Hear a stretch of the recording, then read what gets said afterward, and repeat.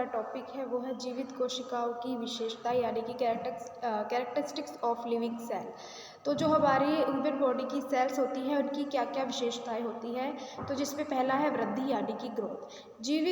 कोशिका जीवित इकाई है। मानव शरीर की वृद्धि कोशिकाओं की वृद्धि पर ही निर्भर करते हैं, यानी कि जब तक जो मानव शरीर की ग्रोथ होती है वो जो वृद्धि है वो किस पर निर्भर करती है, कोशिकाओं की वृद्धि पर ही निर्भर करती है।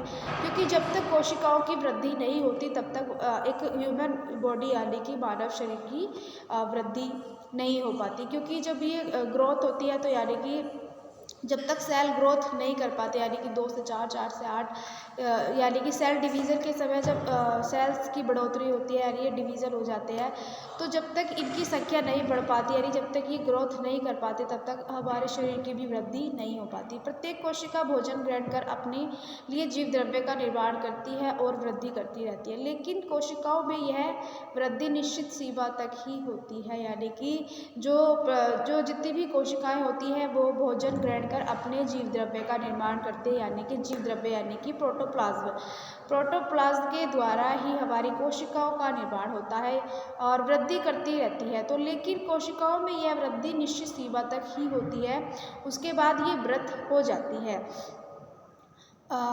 लेकिन मृत होने से पहले ही कोशिका विभाजन यानी सेल डिवीज़न के द्वारा नई कोशिकाओं का निर्माण कर जाते हैं, यानी कि 2 से 4, 4 से 8, 8 से 10, 12 इसी तरह ये सेल डिवीज़न यानी 1 से 2 बच जाती है, 2 से 4 बनती है, तो इसी फॉर्म में कंटिन्यू बढ़ती रहती है। तो जिस तरीके से हमारी कोशिकाओं की वृद्धि होती है और कोशिकाओं की वृद्धि के ऊपर ही हमारे शरीर की वृद्धि निर्भर करती है, यानी कि हमारे शरीर की वृद्धि होती है। फिर आता है हमारा जीव द्रव्य यानी कि प्रोटोप्लाज्म, यानी कि प्रोटोप्लाज्म कोशिकाओं का महत्वपूर्ण भाग जीव द्रव्य जीवन का भौतिक आधार होता है। एक जीवित प्राणी के शरीर में जो जैविक क्रियाएं जैसे कि श्वसन है, पोषण है, वृद्धि, गति, ये सब क्या है हमारा एक तरीके से ये जैविक क्रियाएं होते हैं, यानी कि श्वसन यानी कि सांस लेना छोड़ना, पोषण यानी न्यूट्रिशंस ग्रहण करना, वृद्धि यानी कि शरीर की वृद्धि होती है, गति का होना, उत्सर्जन, उत्तेजनाएं आदि, ये सब क्या है, ये सब हमारी जैविक क्रियाएं हैं। ये सभी क्रियाएं जीव द्रव्य के कारण ही संभव हो पाते हैं, यानी कि जो हमारा सेल्स बना होता है वो जीव यानी कि एक तरह के प्रोटोप्लाज्म से बना होता है, तो प्रोटोप्लाज्म के ऊपर यानी जीव द्रव्य के कारण ही संभव हो पाती है। तो उन सभी क्रियाओं से युक्त प्राणी को ही जीवित प्राणी कहा जाता है, यानी कि जब तक व्यक्ति सांस लेता है, छोड़ता है, पोषण को ग्रहण करता है, उसके शरीर की वृद्धि होती है, वो गति करता है, उत्सर्जन होता है या उत्तेजनाएं होती है, तो ये सारी क्रियाएं जब तक एक मानव शरीर में होती है तब तक व्यक्ति को जीवित कहा जाता है। यदि इन सारे लक्षण अगर ये बंद हो जाते हैं या लक्षण नहीं दिख पाते तो यानी कि प्राणी को मृत समझा जाता है, यानी कि जब तक ये क्रियाएं हमारे शरीर में क्रियाएं होती रहती है जब तक व्यक्ति को जीवित प्राणी कहा जाता है। जब ये क्रियाएं अपना कार्य करना बंद कर देती है तो व्यक्ति को मृत प्राणी समझा जाता है। फिर आता है गति। तो जीवित प्राणियों के समान कोशिकाएं भी गति करती है, शरीर में ये आवश्यकता अनुसार अपना अपना स्थान बदल देती है। फिर आता है श्वसन। श्वसन की क्रिया के दौरान जीवित प्राणी ऑक्सीजन ग्रहण करता है और कार्बन डाइऑक्साइड त्यागता है।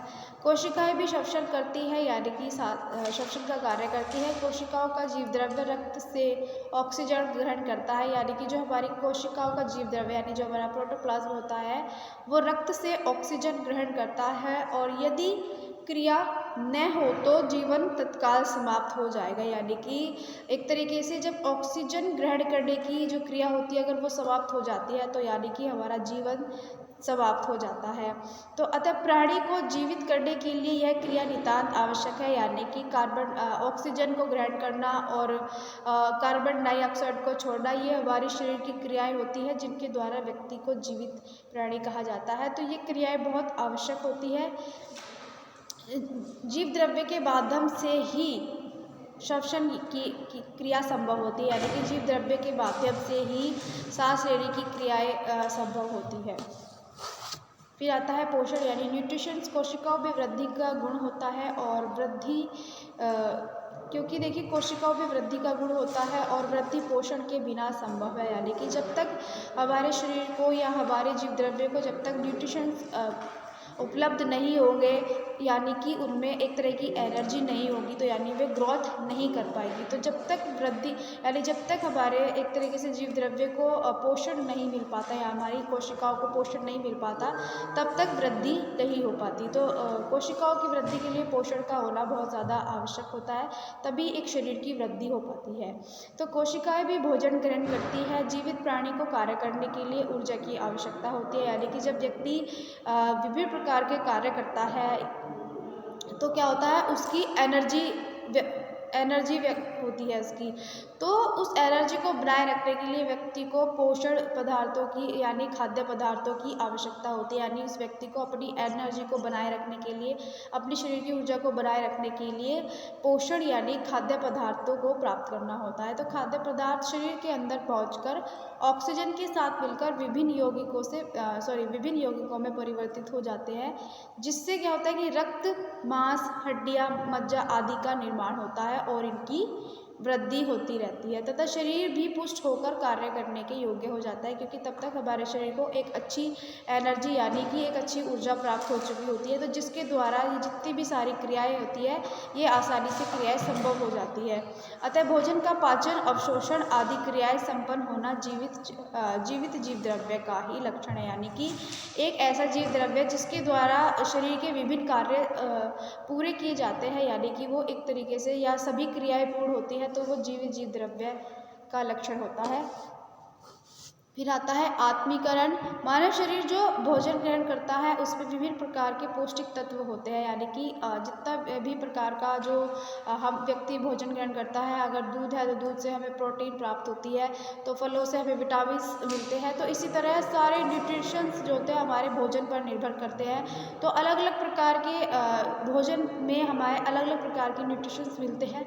तो पाचन संस्थान द्वारा इन पौष्टिक तत्वों का पाचन कर उन्हें तरल अवस्था में परिवर्तित कर यानी अवशोषण योग्य बनाया जाता है, यानी कि एक तरीके से अच्छे से अवशोषण हो जाता है पदार्थों का। फिर आता है उत्सर्जन।